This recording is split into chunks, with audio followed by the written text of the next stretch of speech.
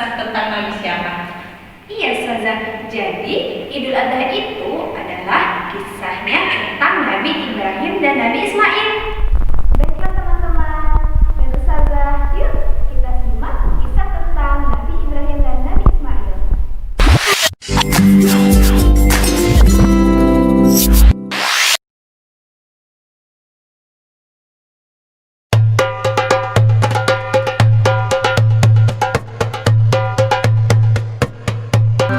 Istri pertama bernama Sarah dan istri kedua bernama Hajar. Sarah melahirkan seorang anak laki-laki yang dinamakan Ishak dan Hajar melahirkan anak laki-laki juga yang bernama Ismail. Sarah merasa kurang senang hidup bersama Hajar. Berkali-kali ia meminta kepada suaminya agar Hajar dan anaknya dipindahkan ke tempat lain.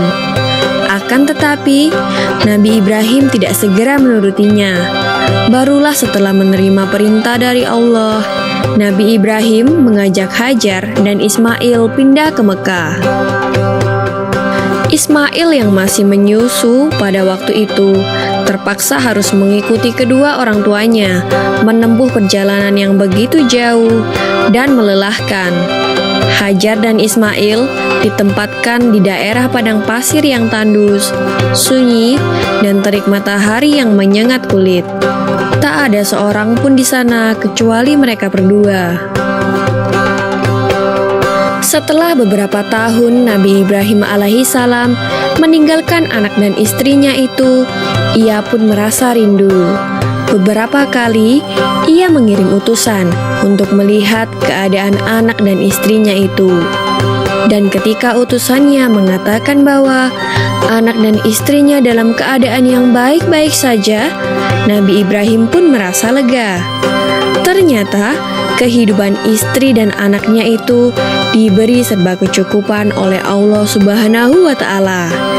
Hajar dan Ismail dianggap sebagai pemilik dan pemimpin di Mekah karena mereka berdualah yang pertama kali menetap dan bertempat tinggal di sana.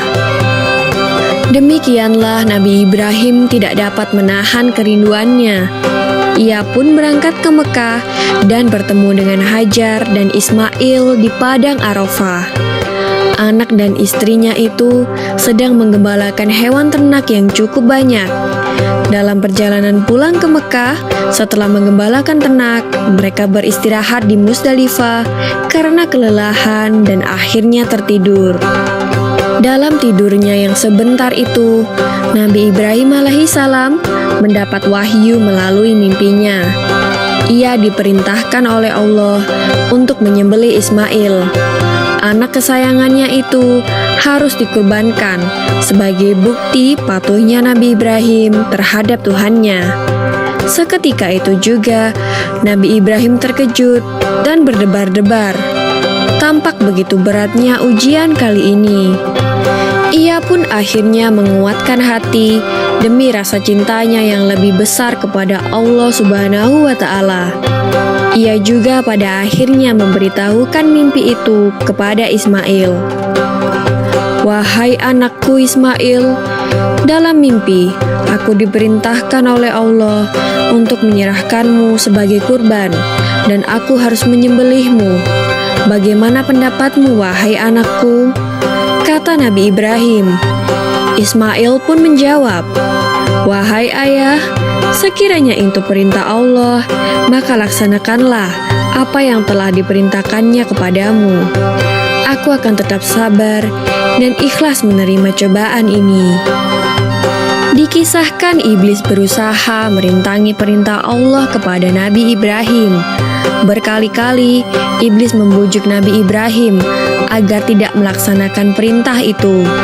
Namun Nabi Ibrahim tetap melaksanakan perintah Allah, dan godaan iblis yang begitu dahsyatnya tak akan mampu meruntuhkan ketaatan Nabi Ibrahim kepada Allah. Nabi Ibrahim membawa Ismail ke atas bukit. Di sana, Ismail mengenakan kain penutup mata dan pedang tajam pun sudah dipersiapkan.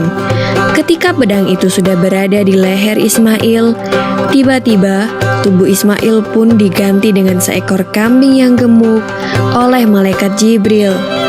Dengan demikian, selamatlah Ismail dari penyembelihan. Allah Subhanahu wa Ta'ala berfirman kepada Nabi Ibrahim, "Hai Ibrahim, kau sudah melaksanakan perintahku dengan ikhlas. Sebagai gantinya, aku berikan binatang ternak untuk disembelih. Ini adalah cobaan besar bagimu." Peristiwa itu terjadi pada tanggal 10 Dzulhijjah di Mina, dan sampai sekarang dirayakan seluruh umat muslim sebagai hari raya Idul Adha. Dan umat Islam yang melaksanakan ibadah haji juga dapat melakukan kurban di Mina sebagai penghormatan atas Nabi Ibrahim alaihissalam. Demikian kisah Nabi Ibrahim alaihissalam. Semoga kisah ini dapat mempertebal iman kita kepada Allah Subhanahu wa Ta'ala. Amin ya robbal alamin.